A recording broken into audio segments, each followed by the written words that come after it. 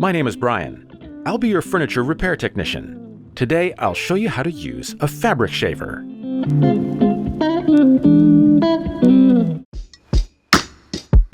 A fabric shaver is a tool for removing the excess fabric material that builds up on upholstery furniture. It's most commonly used to remove lint and the loose ends of fabric which has been worn down by use. Before using your fabric shaver, ensure it is in proper working order. Empty the lint collection area of any previously shaved materials. Press the on button on the shaver and power on the device. Begin by circling the areas of the upholstery which need to be shaved. You should notice the excess material begin to disappear. Gradually increase the amount of pressure applied to the surface. The process is complete when all of the excess fabric is removed. And that's how you use a fabric shaver. Thank you for watching and enjoy your furniture.